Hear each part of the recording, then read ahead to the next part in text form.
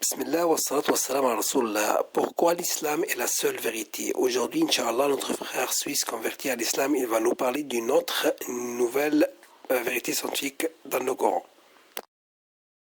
Au nom de Dieu, le tout clément, le tout miséricordieux. Les étapes de la création de l'embryon. Allah exalté soit-il dit dans son livre: qu'avez-vous à ne pas vénérer Allah comme il se doit, alors qu'il vous a créé par phases successives. Sourate Noé, versets 13 et 14. Vérité scientifique. La première personne à étudier les embryons de poulet à l'aide d'une lentille simple fut Harvey, et ce en 1651. Il étudia aussi les embryons de daim. Vu la difficulté de visionner les premières étapes de la grossesse, il soutint que les embryons ne sont que des sécrétions utérines. En 1672, De Graaf découvrit des follicules dans les ovaires que l'on appelle encore les follicules de De Graaf. Il constata aussi des cellules dans les utérus des lapines enceintes qui ressemblaient aux follicules susmentionnés. De Graaf en déduit alors que les embryons ne sont aucunement des sécrétions utérines, mais qu'ils viennent plutôt des ovaires.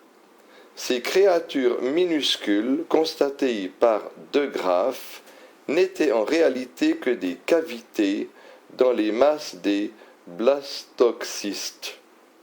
En 1675, Malpighi visionna des embryons dans des œufs de poule qu'il crut exempts du besoin de fécondateurs mâles.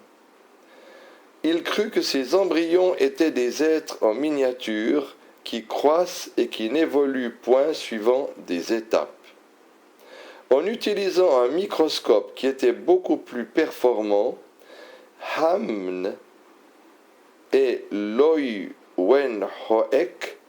découvrirent en 1677 pour la première fois dans l'histoire le spermatozoïde humain.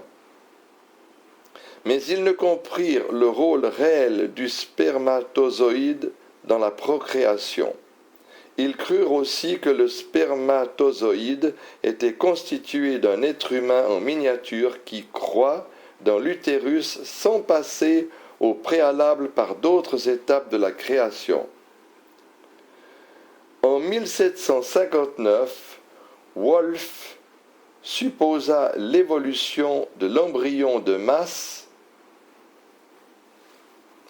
primitives qui n'ont pas encore la formation de l'être complet. Vers 1775, l'on clôt le débat autour de l'hypothèse de la création entière initialement, et l'unanimité finit par s'établir sur la création par étapes. Les expériences de Spallanzani sur les chiens corroborèrent l'importance des spermatozoïdes dans la reproduction. Mais jadis, il était de mise que les spermatozoïdes étaient des créatures intruses, raison pour laquelle on leur donna le nom des animaux du sperme. Et en 1827, après la découverte du spermatozoïde d'à peu près 150 ans, von Baer constata l'ovule dans un ovaire de chien. Puis en 1839, Schleiden et Schwann eurent l'assurance de la formation du corps humain à partir d'unités vivantes fondamentales et de ce qui provient de ces unités. L'on donna le nom de cellules à ces unités, après quoi il devint facile de comprendre la réalité de la création de l'homme par étapes. D'abord à partir d'une cellule fécondée qui résulte de l'union du spermatozoïde et de l'ovule. Aspect miraculeux de ce verset. Le texte coranique mentionné plus haut prouve que l'homme n'est pas créé subitement, contrairement à ce qui était de mise jusqu'au siècle surpassé, et ce depuis l'époque d'Aristote avant Jésus-Christ. Ces textes coraniques affirment que plutôt que la reproduction humaine se fait par étapes bien déterminées, et ce pour tout le monde, malgré la différence des races et des générations. L'histoire de l'embryologie témoigne de la confusion qui existait concernant la reproduction humaine, mais le Coran déclare à cet effet, depuis le 7e siècle, que l'être humain ne vient pas subitement à l'existence, mais qu'il passe plutôt par des étapes telles que les étapes de la construction d'un immeuble qui obéit à un plan préétabli.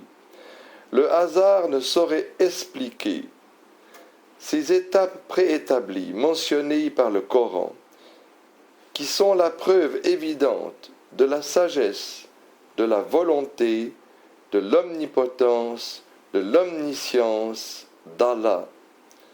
Tout comme ces étapes prouvent la perfection de la création divine, quant à l'unité du plan et des étapes pour toutes les races et les générations, elle est une preuve tangible de l'unicité du sublime Créateur.